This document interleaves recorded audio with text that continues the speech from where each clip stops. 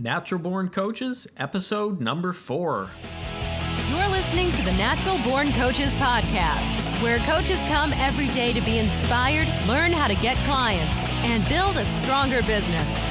And here's your host, friend to all coaches worldwide, Marc Mawhinney. Hello, coaches, and welcome to another episode of Natural Born Coaches, the daily podcast for your coaching business. I'm your host, Marc Mawhinney. I want to welcome you and thank you for taking your valuable time to tune in today. And I also want to welcome our guest, Crilley Mallis, who's a specialist when it comes to time management and systems and all that stuff that can benefit coaches. How are you doing today, Lisa?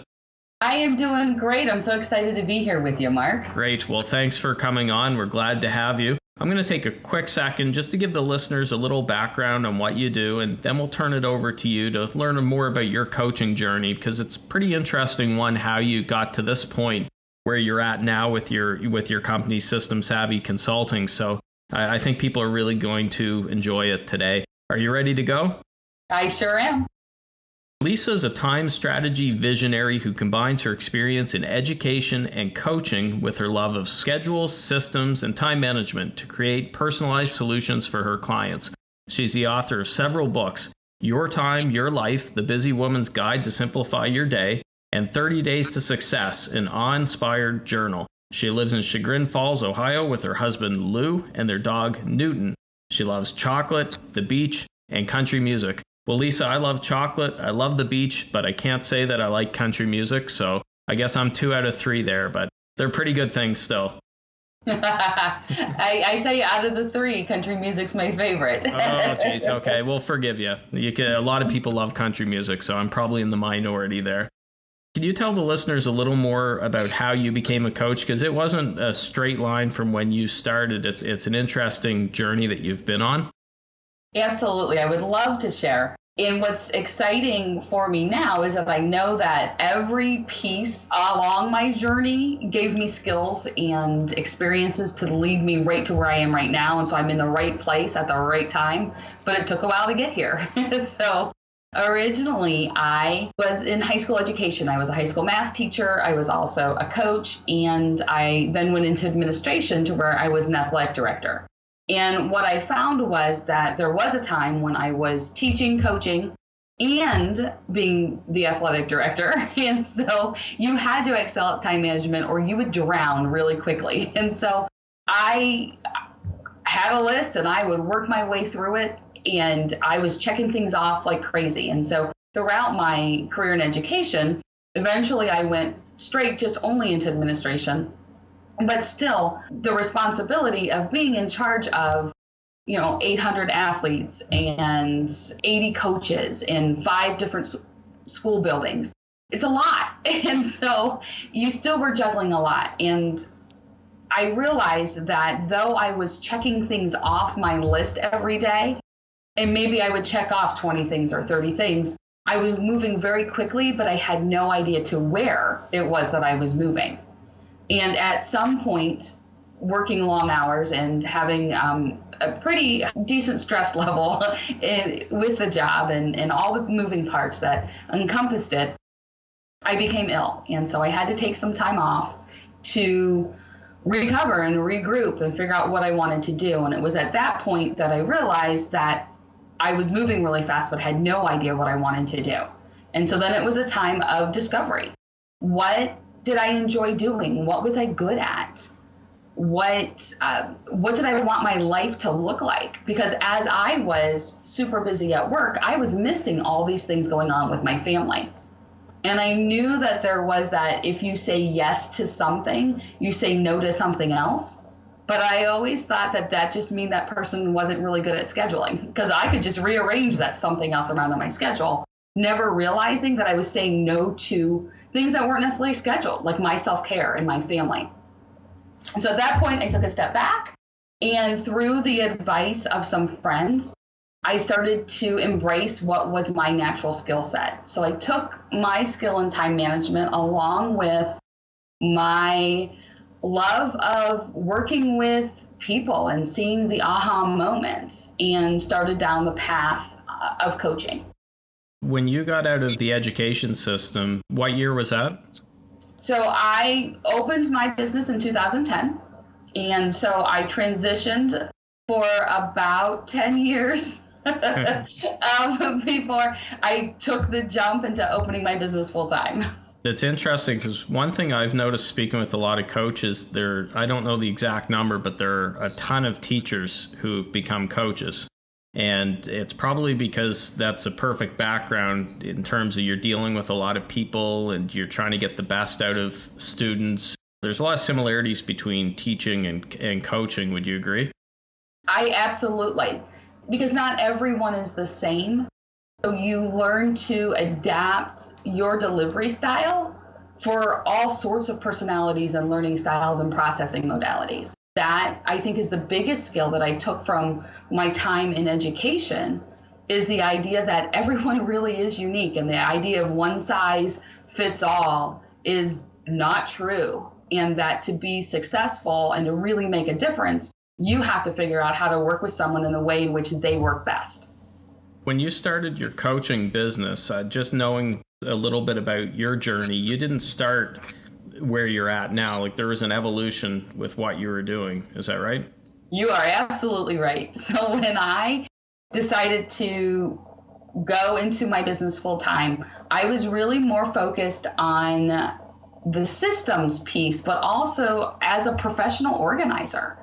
And that's where I started from. So I would go in and help people organize closets and organize their living space and those sorts of things. And I went that route because friends would say, could you come help me do this? And what friends were asking me to do was to help them organize their life.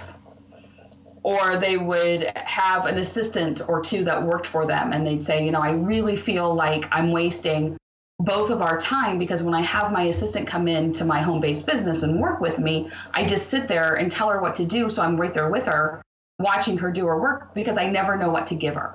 And so that's where I started at, was, okay, well, if you have multiple people working with you, you can try to go this route. But I didn't know there was a real profession other than professional organizing. So I tried to make myself fit into there. So I would offer a lot of home organizing, kitchen organizing type things. And along the same time, I was also working with high school and college students who had ADHD on how to do study skills and how to thrive within their ADHD world.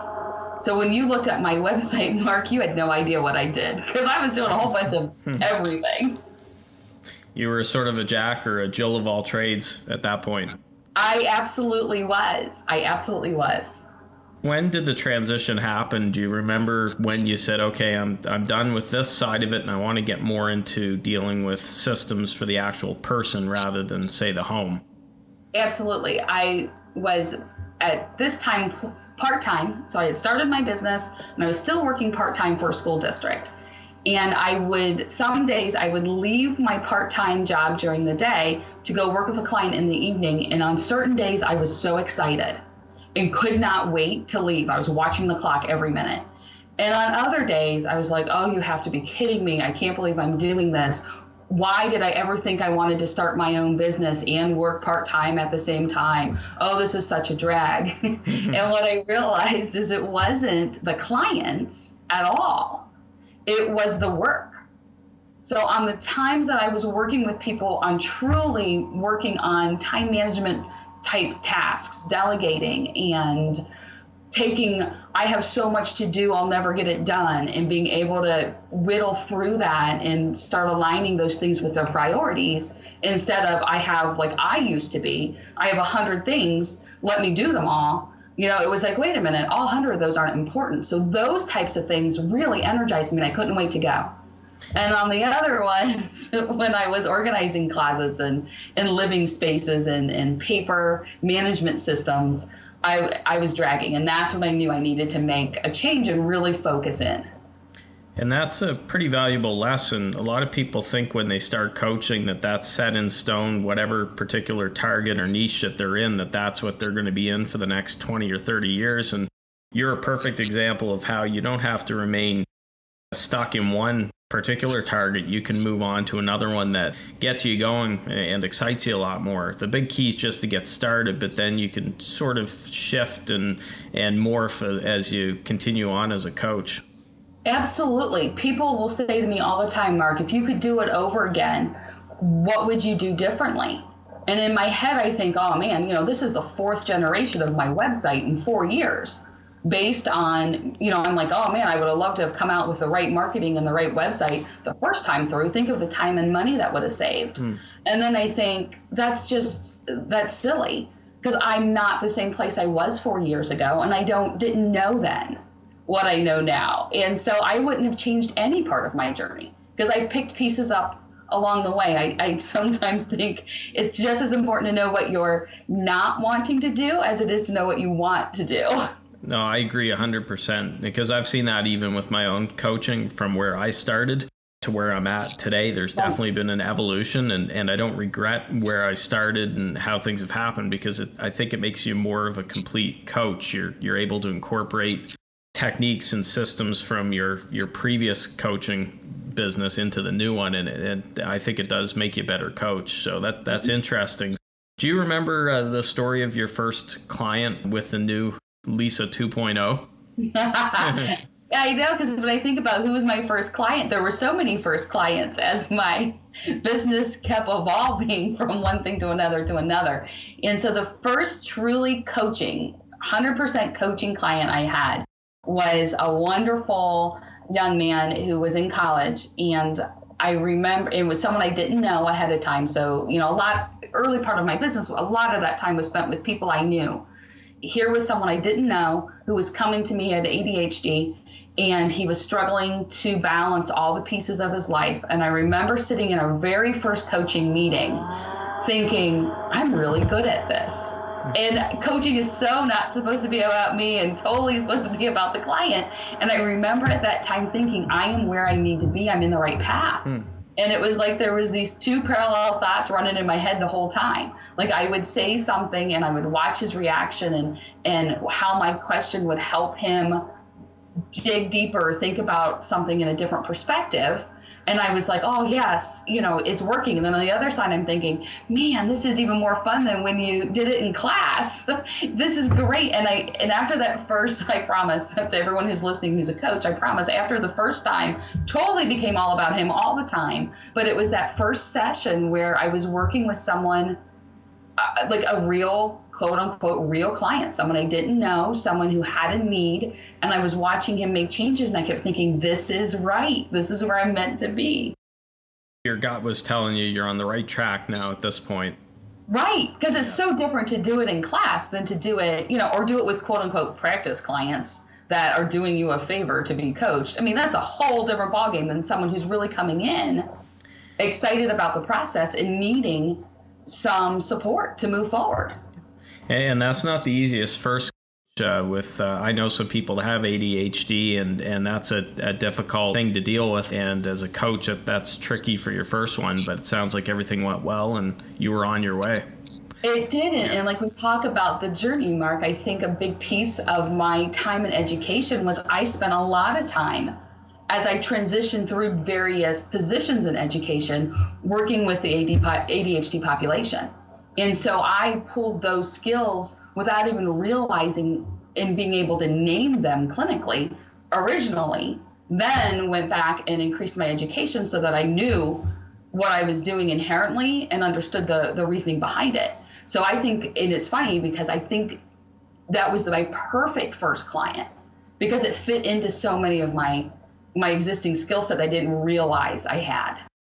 What's been the biggest challenge that you've run into so far with your coaching business, and how have you gotten around that challenge? The biggest challenge now, and I think will be for probably a couple of years still, is just managing that ebb and flow and finding the way to connect with the people who need me.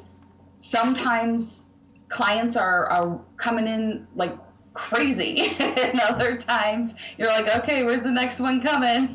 I've got room on my schedule. Hello, where are you? And so it's a matter of figuring out which ways to market most effectively and which avenues will bring in the people or at least expose you to the people who you best serve. Yeah, there's definitely days when you get a number of inquiries and clients seem to be just beating down your door, and you think, okay, this is simple. I never have to sell my services again. Everyone's going to come to me, and I'll be out on a tropical island in a couple of years, sipping drinks and and all that. Then there's other days where you're thinking, oh God, am I going to see that client again this week? Is there going to be anybody coming? And I got to pound the pavements. It's an interesting business, like anything with running a business. There's always that component with the ups and downs, and like you said, the ebbs and flows. Right. Your typical day is what does a day in the life of Coach Lisa look like? There is no typical day at all. Really, I look at my days falling into the activities I do in a day or in a week, more likely, fall into different categories. So one is with current clients, coaching calls and the support and accountability pieces that come in after a call and the prep work that comes before a call. Then there's prospecting for clients. And that, and all that entails, all that marketing, strategy session with clients, doing presentations so that people can connect and learn who I am, networking at events or via Zoom or something so that you're interacting face to face so people get a feel for who you are. Then there's that product development piece of new teleseminars and new webinars and new books and that end. And then there's that little piece of admin stuff that I haven't yet delegated out to my virtual assistant.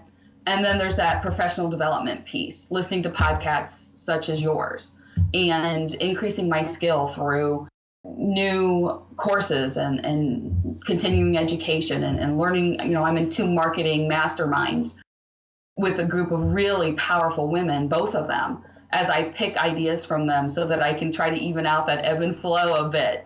So it's all those pieces work their way into my schedule throughout a week.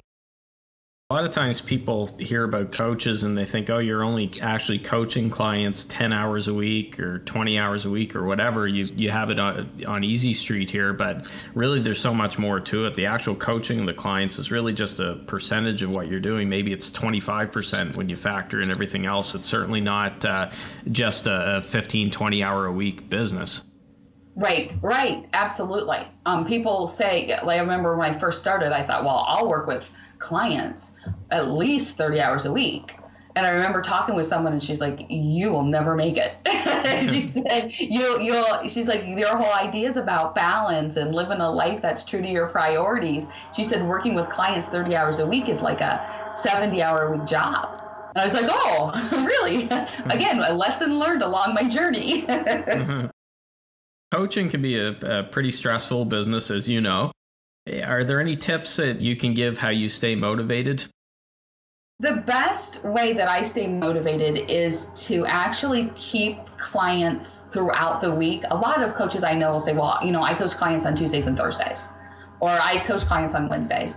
I like to spread mine out throughout the week because I get motivated when I see the change. And so if I have a client every day or a couple clients every day, I'm constantly getting re-energized because they're constantly moving forward. And so that's what keeps me motivated.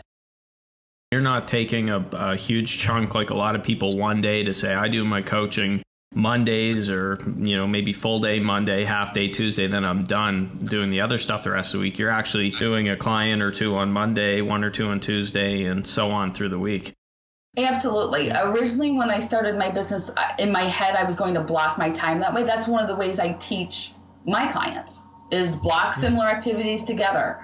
And what I found was I can't concentrate, fully focus and concentrate after so many clients. And so if you were one of my last ones of the day, you were so not getting the best of me.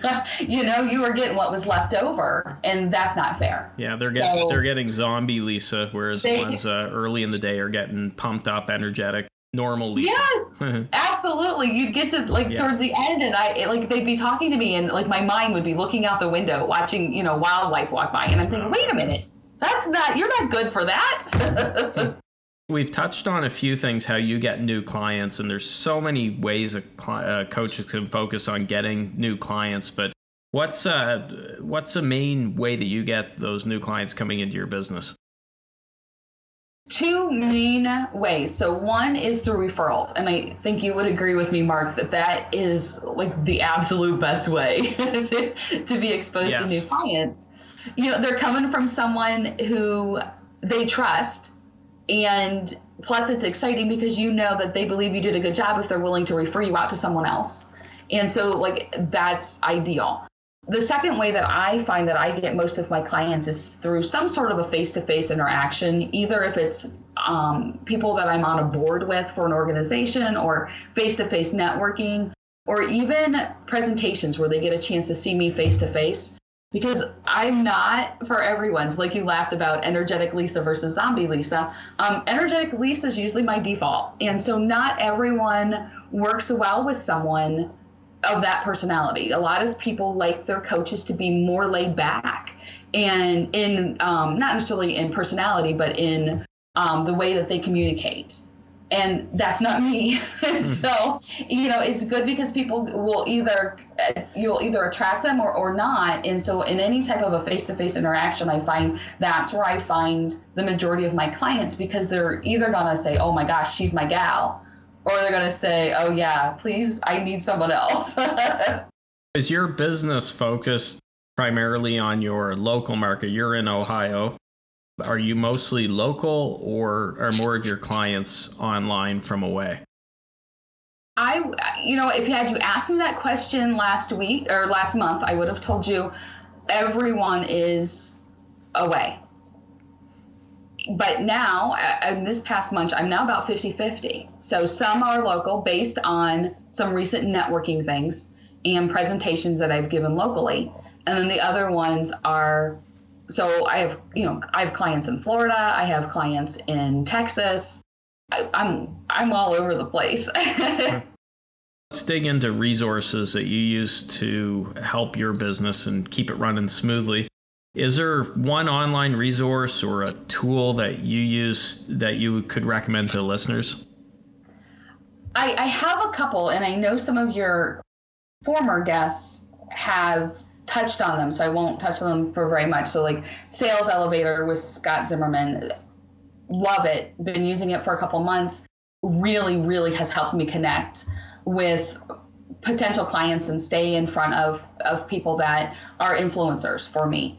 Also Zoom, and I know Hugh Little has chatted with you about the wonders of Zoom. Love Zoom as a video conferencing tool, because all of my clients and I do work virtually. Even if they are local, we work virtually, and we do it through Zoom. So my other two favorites are PayPal and Time Trade. So with PayPal, I love the fact that I get paid right online immediately. Send the invoice, they pay it, it comes back. It helps me not worry so much about, do I start coaching before I've had the money? Because I don't have to worry, the money comes in, then we start coaching. And so by being able to use PayPal, it can be instantaneous. I can have someone on the phone and say, I'm sending you a link right now. Not chasing people around, and then it gets into that awkward money discussion. You want to start working with them, but you haven't been paid. My theory with PayPal is that it's a lot more fun when you have more money coming into your PayPal account than going out. I know. Personal experience. I totally agree with you, and you're right about that awkward money conversation. It's a business, and as I try to become more efficient and more effective in my business, like I help clients do, I think that is not a good use of my time. And obviously, chasing money is a better use than letting the money go. Let me be clear. But to cut that off at the pass and not having to chase it all is a much better solution. Yes. You mentioned Time Trade. Can you touch on that for any listeners who aren't familiar with Time Trade? Yes, I love Time Trade because normally, if you're booking an appointment and you're not using some sort of an online scheduler, there's like 3 or 4 emails that go back and forth. I'm available Tuesday at 2. And then the email comes back, oh, I'm not available Tuesday at 2, but I can do Wednesday at 3. And then back and forth you go. Where time trade, now I can just say to, maximize both of our times and to be respectful of your schedule, would you please click on this link? It will show my open times. And then if there's nothing there that fits into your schedule, don't hesitate to let me know, because, I'll look at opening up some more blocks for you.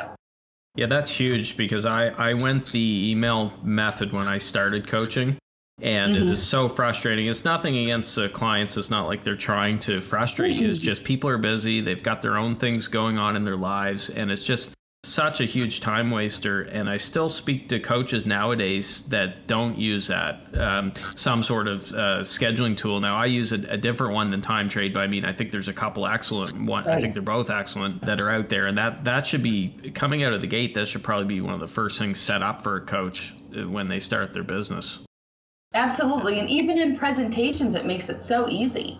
Because I've taken my time trade and I've masked it with my own URL. So I just say, schedulewithlisa.com. If what you're hearing today sounds like you'd like to know, you'd like to know a little bit more on how this can work with you, write it down right now, schedulewithlisa.com. It's so easy to remember. And then I said, just click through there, no obligation strategy session. Versus send me an email, I'll send you one back. Because if you're speaking in a group of 30 or so, that's a lot of back and forth emails. Yes. Your inbox is going to be full pretty quick. Right. And that, again, not how I want to use my time. In terms of books, is there one book that you can recommend that has had the biggest impact on your career and your life? Yes. Take the Icky and Scary Out of Sales by Hugh Little. Absolutely.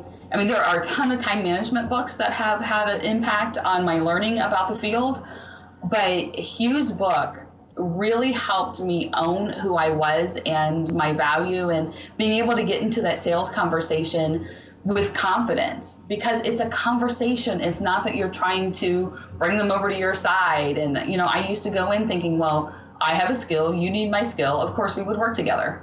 Those conversations very seldom work that way. And so as soon as it got off of my idea of, well, this is how the conversation could go, I didn't know what to do. And I'd be like, oh, okay, goodbye, thanks.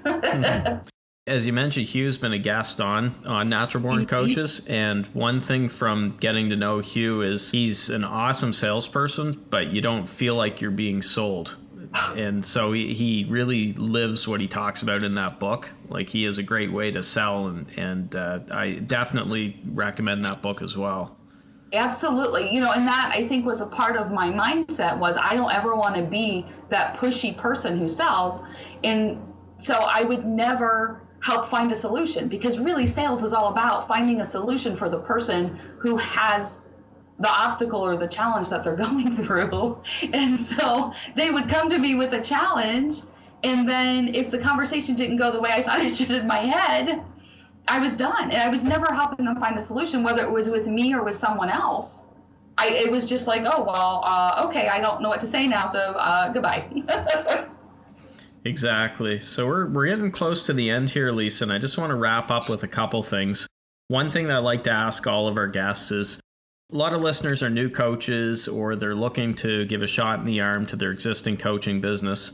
If you were sitting across the table from that coach and they asked for one piece of advice to have more success coaching, what's that piece of advice that you would give them? My advice would be to try to stay in tune with their why as much as they can. And I don't know if you've seen the Simon Sinek TED Talk or not, but that does such a great job of helping you get to what your why is. And then stay grounded to that. What was your motivation for starting your coaching practice in the first place? Because not every day is sunshine and roses. There are days where, even though I spread my clients out to help me keep my motivation up, there are days that you're like, oh, I started my own business. Why? Especially when you're in the ebbs and flows and you're in the, the highs and lows and you're in the low. You're like, why am I doing this? I could make so much more if I was working a quote unquote regular job. And then, so it's to get you through those valleys. And so it's go back to, why did you decide to do this? Why did you decide you didn't want to work a quote unquote regular job? Like, what was that? And if you haven't, it's Simon Sinek, Sinek. If you have not seen that, it's on TED Talks. I'll put that on the show notes as well so listeners can go back. Anything we talked about today, including that TED video, which is an excellent one, by the way. So we will have that in the show notes. So is there anything going on in your coaching business right now, Lisa, that you're really excited about? Any cool projects? I am super excited. My next book that will be coming out, I would guess the second week of November is my target date right now, is how to have a stress-free holiday season. So as you know, every day people say, oh, I'm so busy. I have so much on my plate. If I could just have 1 extra hour, everything would be great. And then we take that feeling of everything so busy, and then we add all those personal obligations and business. Because for many of us, the end of the year becomes busy business-wise also, because you're closing out the year and getting ready to start the new. And so we take an already full schedule and we add on top of it personal stuff, either, Thanksgiving or Christmas or Hanukkah or whatever's coming at the end of the year for you. And then you add all this extra business stuff. So I created how to have a stress-free and productive holiday season, and that'll come out as an ebook probably second week of November. I was going to say the holidays aren't that stressful, are they? And I think it depends. And one of the things I talk about in the book is, what's your vision of success? What do you want your holiday season to look like? I tell this story all the time. I can remember 10 years ago sitting the day after Thanksgiving, sitting on my kitchen floor sobbing because I was so overwhelmed with everything that I still had to do and that we had already done, because I tried to cram it all in. And it's like, wait a minute, this is supposed to be time spent with family, and all I want to do is crawl back in my room, put the covers over my head. Something's wrong. Where's the disconnect?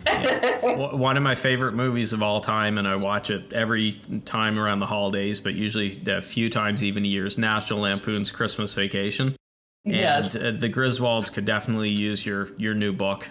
Judging by the you can send Clark Griswold a copy. No, that's exciting. We'll have some information about that on the page as well. So just wrapping up, Lisa, can you tell listeners where they can find you? Where's the best place online? The best place would be go right to my website, SystemSavvyConsulting.com, and that's SAVVY on Savvy. And from there, you can connect with me through whatever, I'm on a number of social media platforms. Shoot me an email. I'm pretty sure my phone number is up there on my website too. As we talk about delegating, most of my website stuff has been delegated out. But I'm pretty sure my phone number is there. But connect with me. You always wonder who's listening to who's out there listening to these podcasts. I wonder if they have any questions. So I'm love to connect. So give me a call, shoot me an email, just get to my website and connect with me somehow, so that listening and not taking action is not as effective as listening and taking action. So if there's a burning question in your mind, or you want to share a story of something that happened to you that's similar to my journey, I would love to hear it. Well, I want to thank you for coming on the show, Lisa. I love your energy. It just comes right through anytime I'm talking with you, you could just pick up on it right away. And I think that's so huge to your success with clients, is they can pick up on and feed on that energy as well. It's obvious you love coaching, and there's so many good things that you gave here for the listeners and for myself. And I really appreciate you coming on. Well, thank you, Mark. I appreciate the offer to share my story with your listeners, because it's my story, and it's nice to know that you're interested in hearing it. So thank you. And I want to thank the listeners, because you guys are what makes this podcast possible. And I'll see you all on the next episode of Natural Born Coaches. Thanks for listening. Head over to naturalborncoaches.com for full recaps of every show, our amazing resources, and our blog, all designed to support your coaching business. See you next time.